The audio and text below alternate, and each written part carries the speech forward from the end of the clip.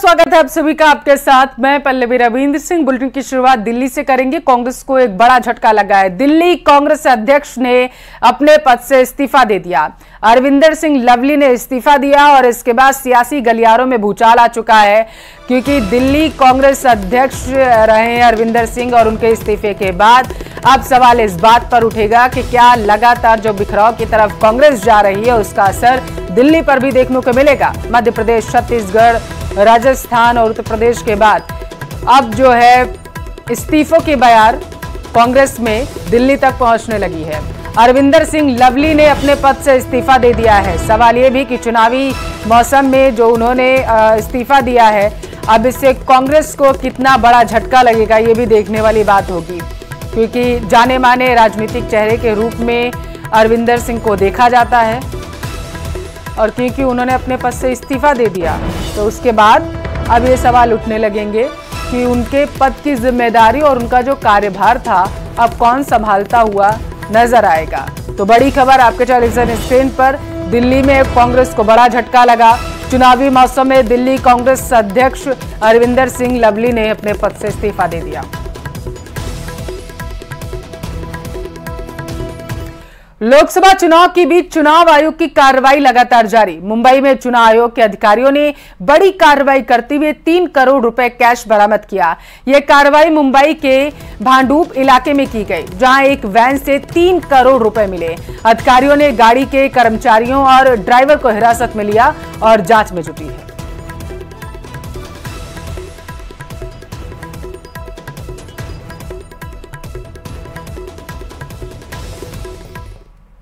केंद्रीय गृह मंत्री अमित शाह ने कांग्रेस और मध्य प्रदेश की राजगढ़ सीट से प्रत्याशी दिग्विजय सिंह पर हमला बोला है।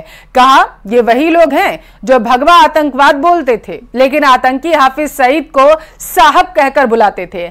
आतंकी अफजल गुरु की फांसी का विरोध किया और अब देश को गुमराह करने के लिए कांग्रेस भ्रम फैला रही है कि बीजेपी संविधान बदल देगी। दिग्गी राजा इनसे भी 2 कदम आगे।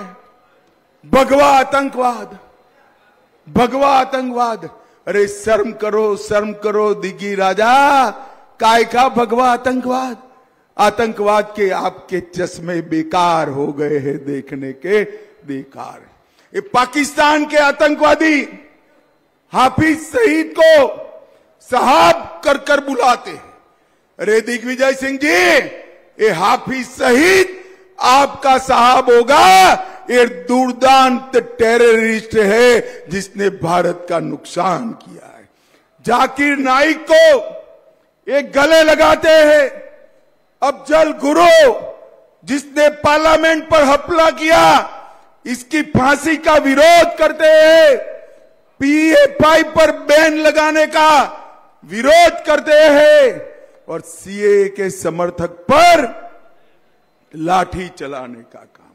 भाइयों और बहनों, मुझे बताओ, पीएफआई पर बैन लगाना चाहिए या नहीं लगाना चाहिए? जोर से बोलो, लगाना चाहिए ना?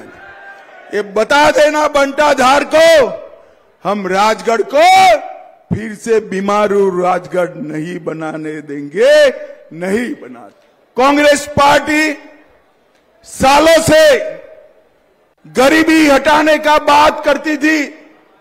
4 पीढ़ी तक बात करी, मगर कुछ नहीं हुआ। 10 ही साल में मोदी जी ने 25 करोड़ गरीबों को गरीबी रेखा से बाहर निकालने का। जयपुर से बड़ी खबर है, क्योंकि अब जो नेता हैं बीजेपी के वो दूसरे राज्यों का रुख करेंगे, क्योंकि जयपुर से बड़ी खबर है, राजस्थान में चुनाव हो चुके हैं और अब जो प्रदेश भाजपा के नेता हैं वो चुनावी राज्यों में जाएंगे। घनश्याम तिवारी जाएंगे उत्तर प्रदेश, सीपी जोशी उड़ीसा जाएंगे और इसके साथ साथ गजेंद्र सिंह शेखावत बताया जा रहा है कि पंजाब भेजे जाएंगे। वहां पर वो पार्टी के पक्ष में चुनावी प्रचार करते हुए नजर आएंगे। मेयर सौम्या गुर्जर, बीजेपी प्रदेश महामंत्री श्रवण बगड़ी और जाएंगे, ऐसी जानकारी है। तेलंगाना कई अन्य नेताओं को अलग अलग चुनावी राज्यों में भेजा जा रहा है। दृष्टि से राजस्थान के अंदर दोनों फेज के हमारे चुनाव पूर्ण हो चुके हैं और अब राजस्थान के प्रमुख कार्यकर्ताओं को अन्य राज्यों के अंदर प्रवास की दृष्टि से और चुनावों के अंदर वहां पे काम करने के लिए लगाए गए हैं, जिनमें प्रमुख रूप से हमारे राज्य के मुख्यमंत्री श्रीमान भजनलाल जी शर्मा अनेक राज्यों के अंदर चुनाव की दृष्टि से प्रवास पे जाएंगे। साथ ही डिप्टी सीएम, सारे सरकार के मंत्रीगण, सांसदगण, विधायकगण और पार्टी के वरिष्ठ नेतागण और प्रदेश के पदाधिकारी, इस लेवल के सभी कार्यकर्ताओं को अलग अलग राज्यों में चुनाव की दृष्टि से प्रवास पे भेजा जा रहा है। और अगले आज और कल 2 दिनों में लगभग सभी स्टेट्स में जहां पे सबकी ड्यूटी लगी है, सभी लोग वहां पे पहुंच जाएंगे और चुनाव के अंदर अलग अलग फेज में वहां पे अपनी भूमिका के रूप में, पार्टी के कार्यकर्ता के रूप में वह भारतीय जनता पार्टी के लिए काम करेंगे। इन प्रमुख कल रात हुई कांग्रेस केंद्रीय चुनाव समिति की बैठक में अमेठी और रायबरेली सीट पर फैसला नहीं हो पाया। सूत्रों के मुताबिक इस बैठक में अमेठी से राहुल गांधी और रायबरेली से प्रियंका गांधी को चुनाव लड़ाने का अनुरोध किया गया। सीईसी के सदस्यों, यूपी के प्रभारी महासचिव अविनाश पांडे और इसके साथ विधायक दल के नेता ने भी राहुल और प्रियंका गांधी को उम्मीदवार बनाने का अनुरोध किया। हालांकि सीईसी ने यह फैसला कांग्रेस अध्यक्ष मल्लिकार्जुन खड़गे पर छोड़ दिया। तो बीती रात जो सीईसी की बैठक हुई थी, बताया जा रहा है कि उसमें फैसला नहीं लिया जा सका है कि आखिर रायबरेली से प्रियंका गांधी को लड़ने का जो सियासी गलियारों में चर्चा चल रही है और वहीं राहुल गांधी अमेठी से लड़वाने की जो उनको चर्चा चल रही है, उसको फाइनल किया जाए या नहीं, इस पर अभी भी लगातार चर्चा जारी है। और बताया ये जा रहा है कि अब जो अंतिम फैसला है वो मल्लिकार्जुन खड़गे इस पूरे मामले पर लेते हुए नजर आएंगे। बीकानेर के लूणकरणसर से बड़ी खबर है। ट्रेन की चपेट में आने से एक युवक की जान चली गई। मलकीसर रेलवे स्टेशन के पास हादसा हुआ। मृतक युवक सुनील मेघवाल हरियासर का निवासी है। पटरी क्रॉस करते समय बताया जा रहा है कि यह हादसा हुआ है। तो बड़ी खबर आपकी टेलीविजन स्क्रीन पर, जहां पर हादसे में एक व्यक्ति की जान चली गई है। बताया जा रहा है कि पटरी को जब वो क्रॉस कर रहा था और इसी दौरान वो ट्रेन की चपेट में आ गया।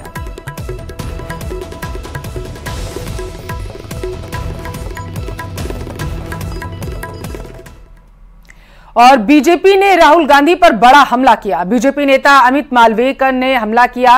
राहुल गांधी का वीडियो शेयर करते हुए उन्होंने कई सारे आरोप लगाए। राहुल गांधी पर राजपूत समाज के अपमान का आरोप लगाया अमित मालवीय ने। राहुल गांधी पर राजपूत समाज का आरोप लगाते हुए उन्होंने कई बातें कही हैं और इस पूरे मामले को उन्होंने एक्स हैंडल पर अपने ट्वीट किया और राहुल गांधी का वो जो वीडियो भी है वो भी ट्वीट किया।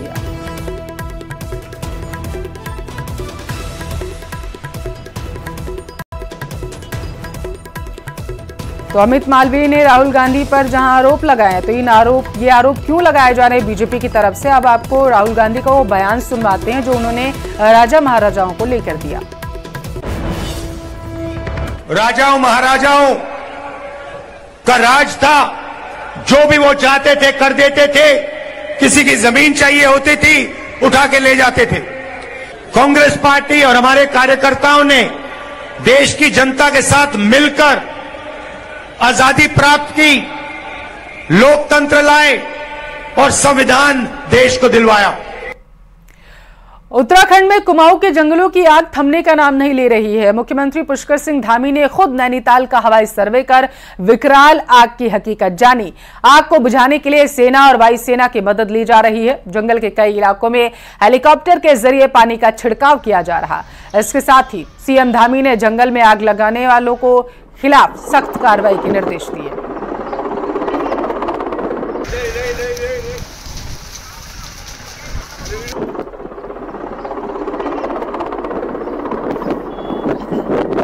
तो ये तस्वीरें आप देखिए, नैनीताल में लगातार जो है वो आग धधकती जा रही है क्योंकि गर्मी का मौसम भी है और ऐसे में जो सूखे पेड़ हैं वो जहां आग की चपेट में आ रहे हैं तो हरे भरे पेड़ों को भी इससे खासा नुकसान हो रहा है। और यही वजह है कि सीएम पुष्कर सिंह धामी ने हवाई सर्वे किया और इस दौरान उन्होंने आकलन किया कि आखिर कितने एरिया में आग लगी है।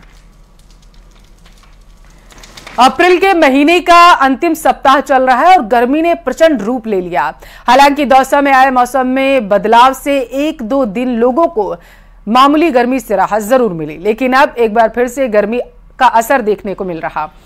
सुबह से ही चिलचिलाती धूप और भीषण गर्मी का सामना लोगों को करना पड़ रहा है। सड़कों पर लोगों की आवाज जो है वो कम सुनाई दे रही। 4 दिन से ज़्यादा गर्मी पड़ रही है और लोग बाग ज़्यादा आ रहे हैं। गर्मी मतलब सुबह शाम दिन में इतनी तेज़ गर्मी है, लगाओ मत, बहुत ज़्यादा गर्मी है। गर्मी हो रही है बहुत, तो बाज़ार में आए थे, लास्ट में हमने जूस पिया और थोड़ा गर्मी का बहुत ज़्यादा प्रभाव पड़ रहा है। जम्मू कश्मीर के रामबन में जमीन धंसने की वजह से 60 से ज्यादा घर पूरी तरीके से क्षतिग्रस्त हो गए। इस घटना के बाद 100 से ज्यादा लोगों को सुरक्षित जगहों पर पहुंचाया गया। यह घटना पेरनोट गांव में हुई। सूचना मिलते एनडीआरएफ और एसडीआरएफ पुलिस की मदद से इलाके को खाली करा रही है। दूसरे इलाकों में उनके रहने का इंतजाम किया जा रहा। जानकारी के मुताबिक एसडीआरएफ की मदद से जल्द ही इलाके में नुकसान का आकलन भी कर लिया जाएगा। स्थानीय लोगों को हुए नुकसान की भरपाई की जाएगी।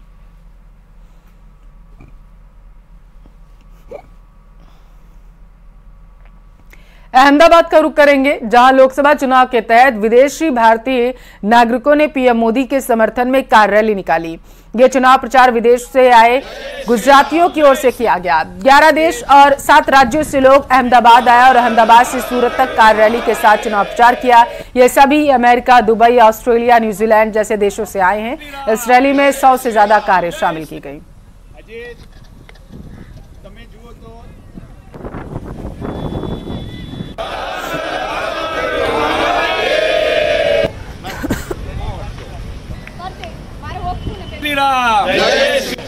वंदे मातरम, वंदे वंदे मातरम, वंदे मातरम की जय।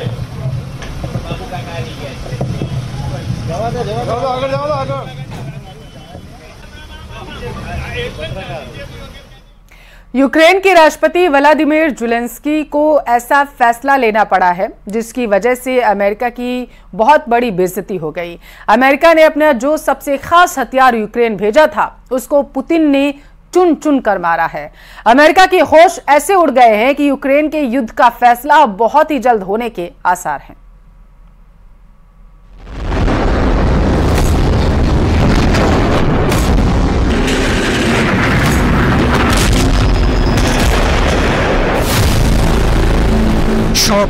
फरवरी 2022 यूक्रेन पर रूस ने हमला कर दिया।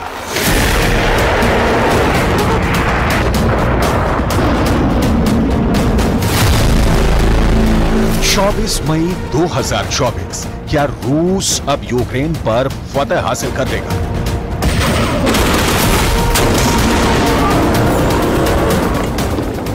क्या यूक्रेन और यूक्रेन के अंदर नेटो को हराने में कामयाब हो जाएंगे व्लादिमीर पुतिन?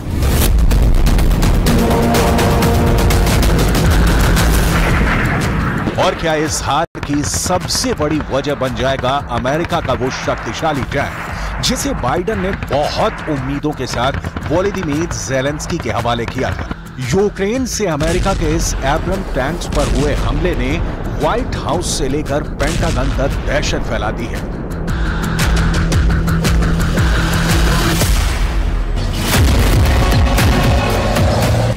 यूक्रेन में हुआ क्या, पूरी कहानी समझिए। यूक्रेन को अमेरिका ने 31 एब्रम्स टैंक्स दिए। अब रूस ने इनमें से 5 टैंक फोड़ डाले हैं, यानी पूरी तरह तबाह कर दिए। इस खबर ने साबित कर दिया है कि अमेरिका का सबसे पावरफुल टैंक रूस के खिलाफ नाकाम साबित हुआ है, या कहें कि एब्रम्स टैंक यूक्रेन के युद्ध में फेल हो चुका है। इसी वजह से अमेरिका ने ऑर्डर दिया है कि यूक्रेन उसके बाकी एब्रम्स टैंक लौटा दे।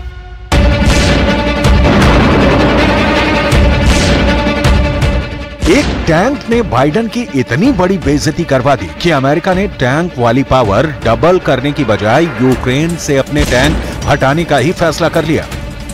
इसकी बड़ी वजह बने हैं रूस के किलर ड्रोन, जो एक शिकारी की तरह यूक्रेन के ठिकानों का शिकार कर रहे हैं।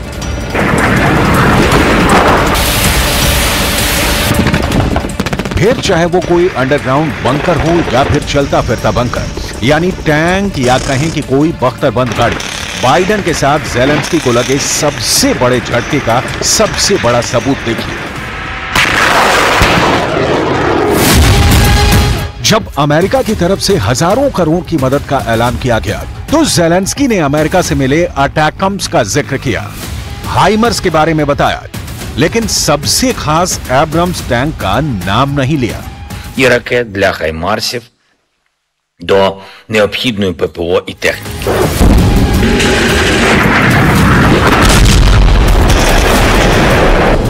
ज़ेलेंस्की एब्रम्स का नाम गोल कर गए। $10 मिलियन यानी 80 करोड़ रुपए से भी महंगा ये टैंक अमेरिका की नाक कहा जाता है। लेकिन ज़ेलेंस्की ने अमेरिका की नाक यूक्रेन युद्ध में कटवा दी है। रूस ने इस टैंक को घेर कर मारा है। ठीक उसी तरह जैसे रूस ने ब्रिटेन के चैलेंजर और जर्मनी के लेपर्ड टैंक को यूक्रेन में हरा दिया। कुल मिलाकर यूक्रेन के युद्ध में नेटो के टैंक पूरी तरह फेल साबित हुए हैं। ये चाहे जर्मनी का लेपर्ड टैंक हो, चाहे ब्रिटेन का चैलेंजर टैंक हो, या फिर अमेरिका का एब्रम्स टैंक। ये बात अब 100% पुख्ता मानी जा रही है। इसका दावा यूरोप के वॉर एक्सपर्ट भी कर रहे हैं। आखिर यूक्रेन के युद्ध में उतरने पर नेटो की ये शान कैसे एक के बाद एक पुतिन का शिकार बने और रूस इन्हें चुन चुन कर मारता गया। ये वो टैंक हैं जिन पर पूरा नेटो गर्व करता है, जिन्हें दुनिया के सबसे बेहतरीन फाइटर मशीन कहा जाता है, जिन्हें युद्ध में गेम चेंजर कहा जाता है। चाहे लेपर्ड हो या चैलेंजर हो या फिर अमेरिका का एब्रम्स टैंक, इन तीनों टैंक का सबसे बड़ा दुश्मन बना रूस का लैंसर ड्रोन। रूस के लैंसर ड्रोन के आगे ये टीन के कनस्तर साबित हुए। इन तीनों टैंकों का सबसे बड़ा किलर रूस का लैंसर ड्रोन ही साबित हुआ है।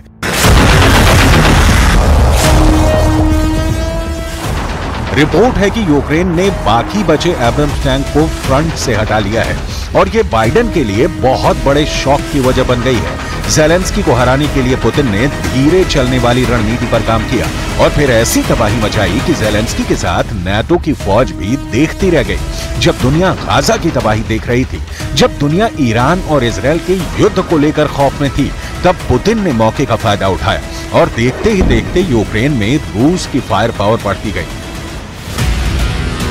अब अमेरिका को भी हार साफ नजर आ रही है। If Putin prevails in Ukraine, the security consequences would be grave and global. Europe would face a security threat that it hasn't seen in our lifetimes. As President Biden has noted, Russia will not stop in Ukraine. If Kremlin gets its way, if Putin's war of imperial aggression succeeds, every tyrant on earth will take note.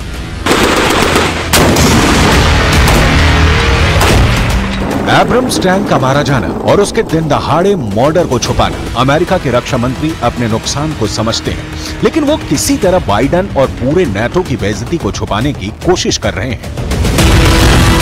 Zelensky ने जब भी counter attack किया, रूस का defence उन पर भारी पड़ गया और देखते ही देखते यूक्रेन के कई और इलाके रूस के कब्जे में आ गए। ज़ेलेंस्की ने बार बार कहा कि रूस के एक भी सैनिक को वो अपनी जमीन पर बर्दाश्त नहीं करेंगे, उन्हें उठाकर यूक्रेन से बाहर फेंक देंगे।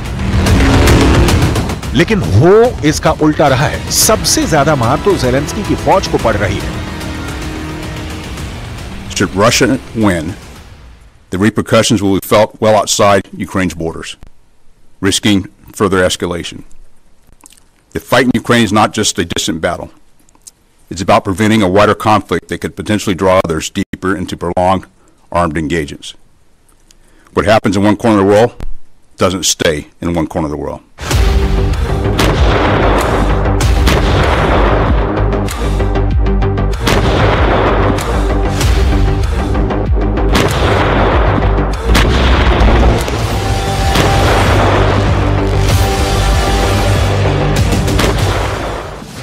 अमेरिका और नेटो के हथियारों के लिए रूस का लैंसेट नाम का यह सस्ता ड्रोन बहुत बड़ा काल बनकर आया है।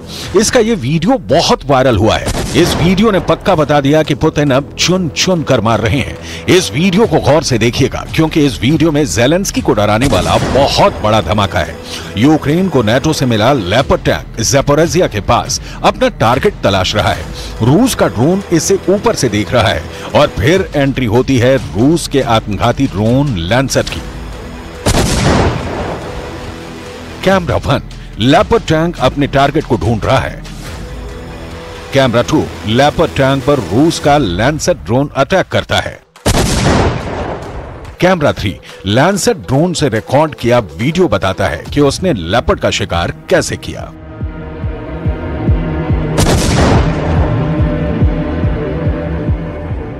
चालीस सेकंड के इस पूरे वीडियो में बहुत दहशत है। नेटो के इस टैंक चलाने वाले क्रू मेंबर्स को क्या हुआ, कमांडर्स का क्या हुआ, कुछ नहीं मालूम, लेकिन यह धमाका बताता है कि बचने की उम्मीद बहुत कम होगी, क्योंकि लैंसेट ड्रोन ने इस टैंक के उस हिस्से पर वार किया जहां ईंधन होता है और जहां टैंक के गोले रखे जाते हैं। लैंसेट एक एक्स शेप वाले विंग्स वाला ड्रोन है जो अपने टारगेट से टकराकर ब्लास्ट करता है, यानी यह कामिकाज़े ड्रोन है।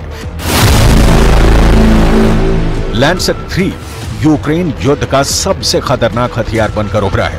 इस ड्रोन से रूस ने नाटो के सप्लाई किए गए 45% हथियार खत्म कर दिए हैं। इसमें M777 तोप है, इसमें हाइमर्स मल्टी रॉकेट सिस्टम है और अब लैंसेट के शिकार में लेपर्ड का नाम भी शामिल हो चुका है। Lancet 3 has a very important role. It is a system that can strike in depth at the Ukrainian assets, and Lancets are going after high-priced targets such as artillery systems, rocket systems, as well as single systems like tanks and others. अभी तक Putin अपनी artillery और कमो attack helicopter से leopard को target करते आए हैं, लेकिन लैंसेट ड्रोन तो बहुत ही किफायती साबित हो रहा है। इस बहुत ही आम से ड्रोन ने पूरे नेटो की नींद उड़ाकर रख दी है। इस जगह पर यही चर्चा हो रही है कि रूस का लैंसेट ड्रोन अब बैटलफील्ड में यूक्रेन का वही हाल कर रहा है जो वहां के शहरों में शाहिद ड्रोन ने बड़ी बड़ी इमारतों और ज़ेलेंस्की के ठिकानों का किया है। यानी रूस के 2 ड्रोन लैंसेट और ईरान से मिले शाहिद 136 ने युद्ध को पुतिन के हक में पलट कर रख दिया है।